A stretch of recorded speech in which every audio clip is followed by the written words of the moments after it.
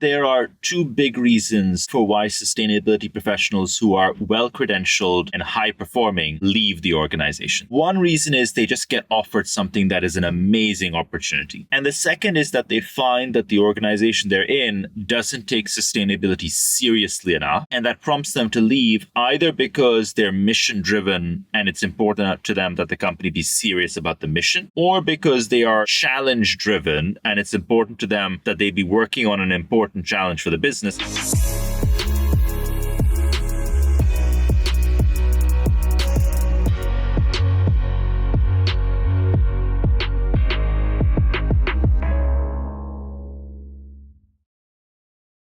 Hello, welcome to State of Sustainability. Setting up a sustainability team is one thing. Managing, retaining, and supercharging your team is another. This is the second episode in a two-part series on optimizing your sustainability team for success. To kick things off and get your view on what's happening in the sustainability talent market today. Yeah, I'm excited to talk about it, Izzy. As I was reflecting on this ahead of our show today, I realized that I spoke a bit about this last year. And what I'm going to say now is different to what I've been saying last year. Last year, I was observing that the sustainability talent market was really hot. And actually, I think pretty much anyone with any kind of experience was being inundated with offers and roles and so on. And I was noticing that if you were senior talent and you'd been leading sustainability teams before, you had your pick of an amazing an amazing roster of openings. I remember I was kind of speaking with a new chief sustainability officer who had 4 Fortune 500 sustainability leadership roles to choose from before she chose the one she was in. If you were more junior in the talent space, you actually still had an amazing roster and you were being poached like 1 year into your career journey. Effectively, you were being offered a role transition at a promotion to a different organization with more seniority and more responsibility and sustainability. And that's what I was noticing. I suspect there's still a fair bit of that going around, but what I'm observing now is actually sustainability teams are maturing and they are happier to let go of people who have the right experience on paper, but maybe haven't performed in the right way in the role context. And that is a little different. Last year, it didn't matter what your achievements were in practice. If you had the right experience on paper, you were getting inundated with outreach and you were getting pulled around from company to company. Now I'm sensing that actually there's a gravitation towards performance and evidence of performance. And so the people who have done well in the role are being retained, often promoted, but like retained. The people who didn't gel well for whatever reason are being let go. And often I'm seeing that they don't necessarily then go in and into something else immediately. They sort of linger around. They do the consulting circuit maybe for a bit. So on this point of retention, how can you effectively retain sustainability professionals who, as you've mentioned, are actually often highly sought after? I think that there are two big reasons for why sustainability professionals who are well credentialed and high performing leave the organization. One reason is they just get offered something that is an amazing opportunity. It's like an offer they can't refuse. And the second is that they find that the organization they're in doesn't take sustainability seriously enough. And that prompts them to leave either because they're mission driven and it's important to them that the company be serious about the mission, or because they are challenge driven and it's important to them that they be working on an important challenge for the business. And if sustainability isn't treated with importance, then what are they doing in this role, in this place? Those are the two big reasons I'm seeing for talent leaving. And so on the flip side, that's why talent is leaving. How do you encourage them to stay? Well, this is tricky, right? Because the inverse becomes, well, how do you make sure sustainability is important in the organization? And I think that for that, you need to, in some cases, if you are the employer of sustainability talent, to some extent, this is always out of your control, unfortunately, because you may just be in an organization where it is a lip service topic. Sustainability is just not that important. However, let's say that you're in consumer packaged goods or in an industry where there are important tailwinds driving sustainability forward. then I think it is relatively easier for you to establish sustainability as important because you can lean in to consumer insights on sustainability. You can lean into market positioning. You can lean into operational improvement. You can lean into R&D. You can lean into the procurement dialogue. But the weight becomes on you as the employer and manager of sustainability talent to make sure that you are creating a function that is a high caliber function. And you are also, to some extent, creating the challenge space that that function is going after. And the organization is probably looking at you to do both: define the challenge and build the team now to go after that challenge. And if you do one of those pieces right, the first one, I think the second one is then much easier to get right. I think we've spoken about this in previous episodes, but around how you have to celebrate the small wins as well to acknowledge that, okay, this challenge is really big. I think we can all agree sustainability is a huge monumental challenge, but actually those incremental wins can be really important to create some satisfaction and fulfillment in a team who is probably looking towards those sustainability goals and have that mission close to their heart. So I'd love to maybe also get your two cents on what other motivation factors and what other kind of levers you have as a sustainability leader or as a sustainability manager to keep the vibes in the team going. Yeah, I actually think, Izzy, that the best sustainability talent has moved on from the quick wins. They are no longer satisfied with a steady stream of small successes. The best sustainability talent that I come across are looking for game-changing initiatives because they are out there to be had. Let me give you a few examples, right? There's a company that we work with, big multi-billion-dollar beverage player, and they are now trying to chart a path towards a blended carbon dollar price for the stuff that they buy. They want to start thinking about what is the cost of decarbonization embedded into the product, or the cost of the carbon embedded into the product that we're buying, and how do we bring this in as a second or third index on our procurement process. That is a big game-changing initiative, and it will attract amazing people to lead it. Similarly, you have all this incredible stuff going on R&D. Around engineering, like if you're like a Mondelez, it's like the net zero Oreo cookie, for example, or just re-engineering the product from scratch and building something more sustainable. These are the sorts of things that are attracting incredible talent today. And if you're going to offer them a role where over the next 2 years you're going to see energy efficiency savings and some solar panels on the warehouse roof and some mobility trend, like, this is just not cutting it for the best talent anymore. You won't get the top decile to stay. You may get the next 25% of top talent, but you're not going to get the top decile because they can see a world where actually you are challenging big, substantial company-wide topics. And if I was a top-tier sustainability professional in a business, I am thinking about how do I become a CEO or a COO or a more impactful C-suite.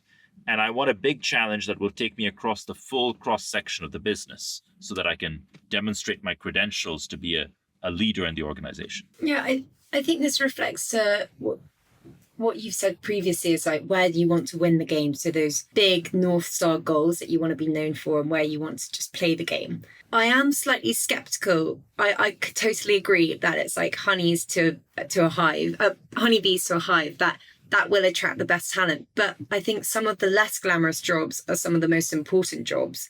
How do you attract great talent to something which perhaps isn't as sexy and as exciting as a blended carbon price or a, net zero Oreo cookie?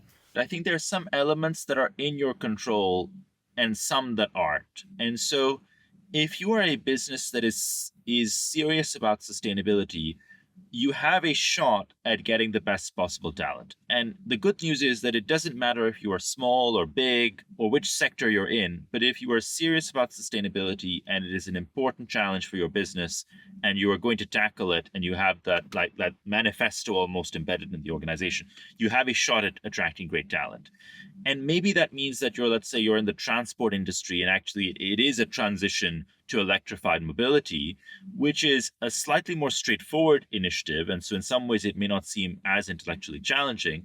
I think the problem is really where, for whatever reason, you don't have the ambition in which case you will really struggle to attract ambitious people. There's no way to repackage a lack of ambition in a way that attracts ambitious people, I think, in the long term. And to maybe talk about pay. So obviously ambitious targets and missions are a great incentive to join.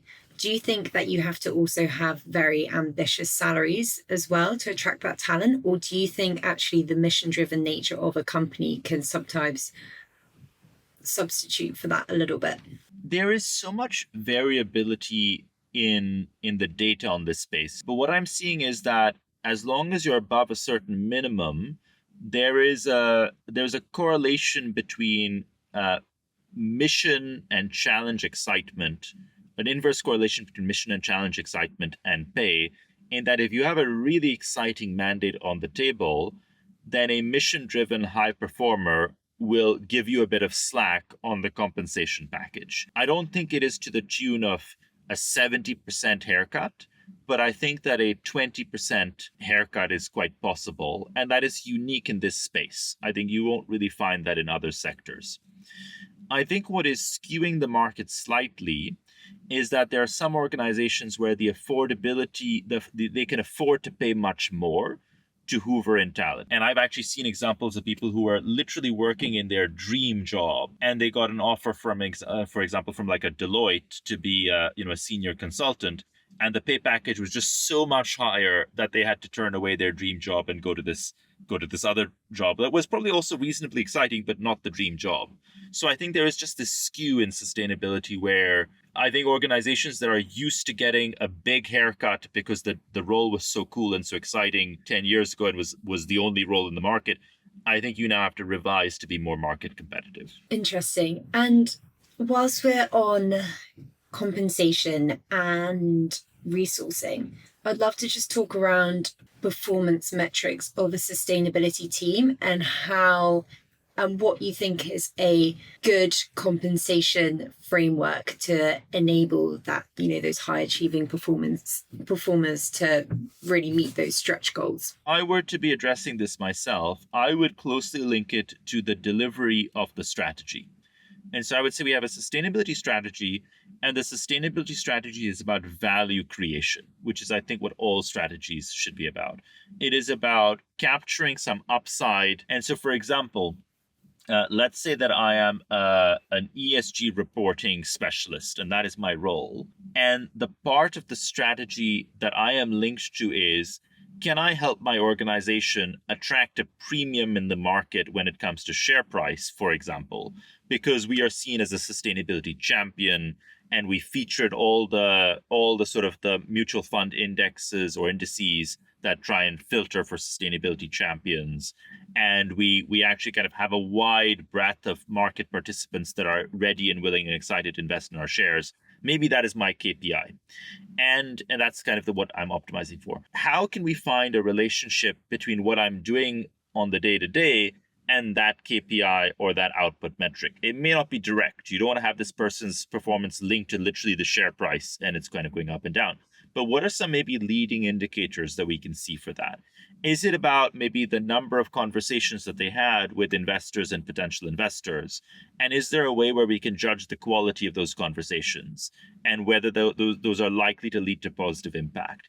Is there something about the way in which the ESG report is received that we can judge, and how much it is referenced, for example, by new investors, where new investors say, I was excited to see the ESG profile, the sustainability profile of this company, and that's one of the reasons why I chose to invest. I am illustrating with an elaborate example here, but the point I'm making is that you have a strategy, you have goals.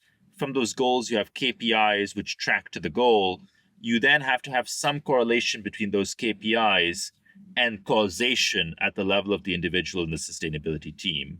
And that causation link is kind of what you should optimize their performance on. In terms of retention levers, we've got making the actual opportunity amazing. We've got sustainability linked compensation and pay. Now I want to talk about upskilling. And I think this tends to be an area that actually gets overlooked quite a lot. And I think even us in our podcast, we've spoken about upskilling different teams, different departments, and how you can best do that. But I think a phrase that really has stuck with me from the podcast with Camilla Riddiford, head of sustainability at Arla, was that you've got to put your oxygen mask on first. And so, Saf, I'd just love to get your sense on what are the key areas that sustainability teams should invest in upskilling. I would look at this as a build versus buy combination. When you're acquiring talent from the market, you should be looking for certain types of expertise that you need, and you want to acquire that expertise. In addition, you'll have certain types of expertise that you are ready to build once the person is on the job. And those should be types of expertise that you have an approach in mind for how you can build it. Let me actually illustrate with a personal example from our organization and then connect it back to the space. We are hiring for a sales director right now. And in a way, I'm also doing this as a promotion for the candidates that may be listening to our podcast and looking to apply for this role. But we're hiring for a sales director, and we know that there are certain types of expertise that we are acquiring with this role. We are acquiring the ability to build a high-performing sales team. We are acquiring the ability to bring a high operational efficiency sales playbook to the organization so they can set up processes and KPIs and metrics and tracking. We are acquiring the expertise of selling a complex software product into a new market. These are things that we're acquiring. We acknowledge that we don't have enough of it in-house. We acknowledge that we can't train it up enough in-house. And so we want to acquire this expertise from the market. At the same time, what we are not looking for is expertise in sustainability and in the subject matter. And we're actually explicitly saying we don't need that from the candidates for this role. And the reason for that is that we are ready to upskill them onto that because we think we're good at upskilling people onto that expertise. And we have an approach for doing it. And we have a high level of confidence that we can do it. And in the same way, if I'm now hiring for sustainability talent, I would take the same approach, which is I'm bringing in expertise, let's say in sustainability communications, but actually I'm going to need to upskill them on project management.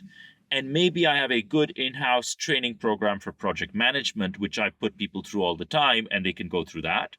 Or I have a third party that I work with on project management training and they can go through that. It is a combination. I think what a lot of people look to do is they try and say, let me find great operational talent in my business and upskill them on sustainability and send them to like the Cambridge program, for example. And that's also fine. I think what you want to do, though, is you want to have like a competency framework and you want to figure out what are the competencies that you don't have in the organization and you need to acquire. And what are the competencies that you have an approach and a model that once they're in the organization, whether it's with third-party partners or internally, you can then upskill them on the gaps. And it may be that some of the acquisition talent is on sustainability and the upskilling is on project management, data science, et cetera, et cetera, et cetera. Or it could be the inverse. And on this upskilling piece, when is it best to upskill them with internal expertise versus external? When the quality of external expertise is likely to be better. That is the simple answer. And so, again, to go back to my sales analogy, it is not that we don't have people who know how to sell in our organization. We do. But we suspect that there is better expertise out there that we can bring in-house and acquire it. And once we have acquired it, our next hire into that team will benefit from that expertise that we've acquired. And so in your sustainability function, let's say that you actually have already acquired amazing subject matter context. You're an apparel business and you have brought in someone who really knows sustainability in apparel. They know the ins and outs, but actually you don't have great project management experience in the team. You need to acquire then maybe not actually a sustainability project manager, because you've got the sustainability bit covered, the subject matter part you can coach. You want to hire a great project manager because that's what you're missing, and you can train them up internally on the sustainability context. So you're looking for competencies and you're looking to build out your patchwork of competencies across the team. I want to kind of zoom back out and look at culture around a team. And I think culture is a huge, huge thing in terms of keeping everybody engaged, happy, making sure that the people they're working with, they're getting on well with, and just making sure the vibes are all good all round. What would you say are the important kind of cornerstones to culture within a team? I've observed, Izzy, is that the mission focus is the unifying element for any sustainability team. And I'm going to draw a parallel, let's say, with a data science team or a data engineering team and a sustainability team. And these are both teams that we have in our organization, so they're familiar to me. But I also reflect on having worked with these teams in other organizations.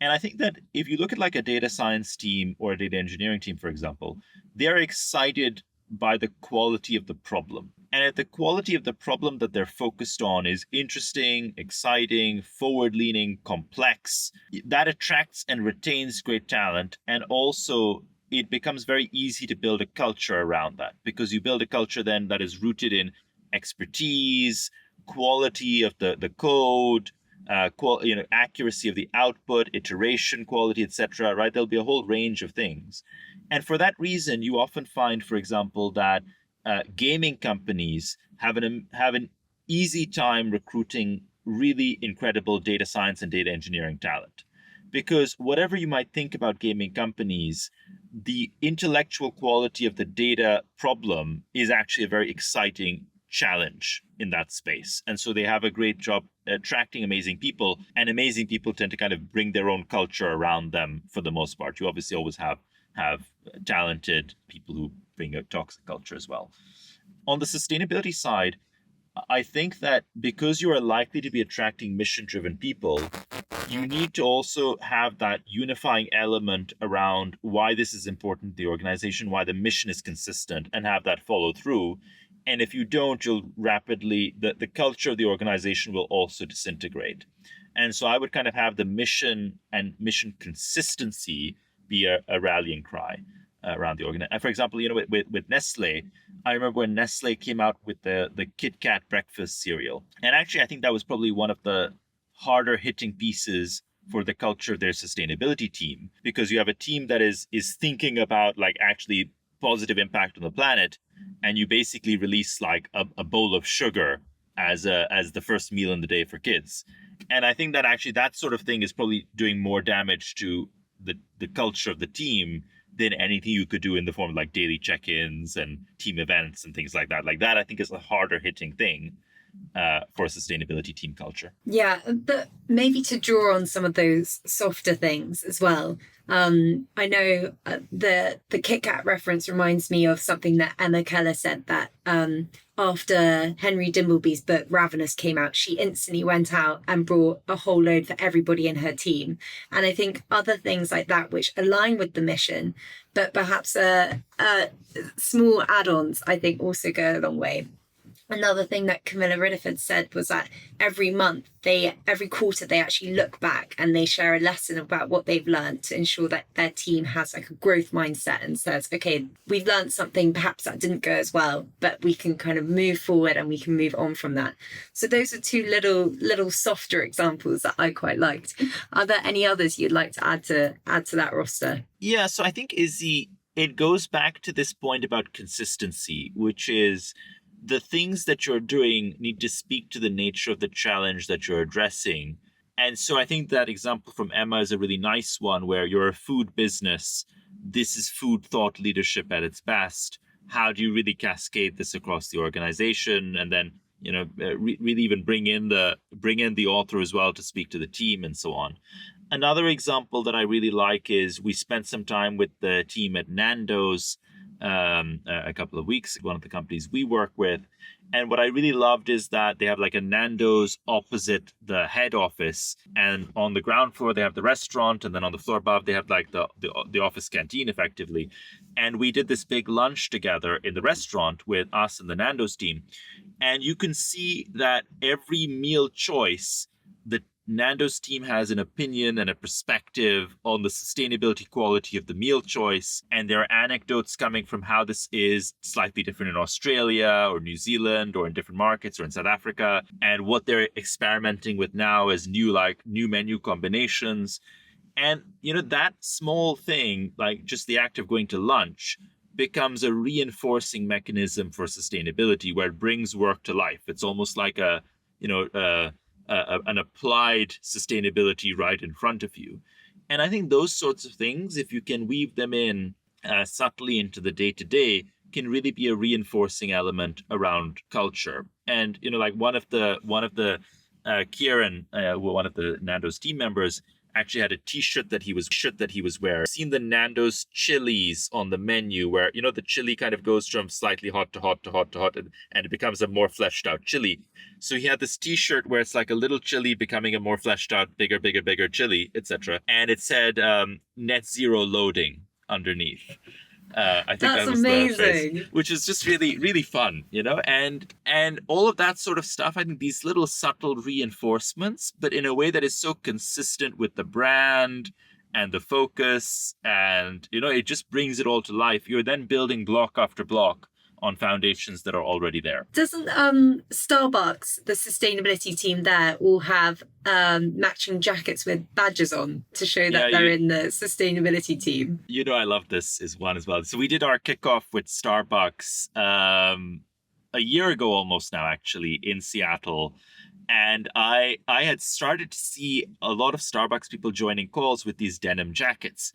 And I was like, I was intrigued because the denim jackets were all very similar. They were all the same denim jacket, but they all had different patches. And when I got there, I started asking a couple of them, David and Katie at the Starbucks team about these jackets. And it turned out that the chief sustainability officer, Michael, he had come from Levi's, and he had brought this concept of these team denim jackets. And so everyone at the Starbucks sustainability team had an identical denim jacket, but the patches were custom patches for different events, offsites, site visits. You'd have patches in different shapes and designs, and you had the standard Starbucks patch, but then everyone put their own flavor on it. And I think that sort of thing also really reinforces the feeling of a team culture and a team vibe. It's like sustainability war heroes. How many net zero targets have you been through? Exactly, right. And I think that the nice thing with the denim jacket is also when you think of a durable item of clothing that you might keep for a decade, you could do worse than think of a denim jacket, right? You can imagine this denim jacket just standing the test of time. And so I think it is a really nice sort of thing to try and bring mission down to the level of an individual. And also, you're proud of those badges. You wear them around and you're like, yeah, I did this. I got through it. I think we should divvy away a bit of the marketing budget to make some altruistic jackets as well. Maybe with the State of Sustainability badge and the podcast logo all over them. Seth, the last question I want to ask is, do you have any advice for any sustainability managers running a team at the moment who might be tackled with those day-to-day people problems of trying to retain talent, make sure the team is happy and engaged and enthused? What's your top piece of advice for them? I'm going to take another analogy from building a great sales team, and something actually that I learned from, I think it was George in our sales team, George Webb, where when we were asking him, what do you want from a sales director that we should hire? George said, I want someone who is going to make me a better professional, so that, if I join another place, eventually after my time at Altruistic is done, I join them as a better seller than I was when I joined Altruistic. And I think that actually, if you take that and apply it to a sustainability manager, you should try and have the mindset that you are bringing in someone, and they should actually, when they leave your organization, they should be better at something. And I think that's a great mindset to have for attracting talent, for retaining talent, and for building a high performance team. How do you bring someone in with that intention that if they're going to spend 3, 4, 5, 6, 7 years with you, they are going to emerge better, like they've graduated from your management as an improved person? Seth, thank you so much for joining. It's been a great and fun episode, and I hope everyone's enjoyed this 2-part series. As always, we are looking for feedback and content suggestions, so please ping us or drop us a message. But thank you, Seth. Thanks, Izzy, and thanks to our listeners. Bye. Bye.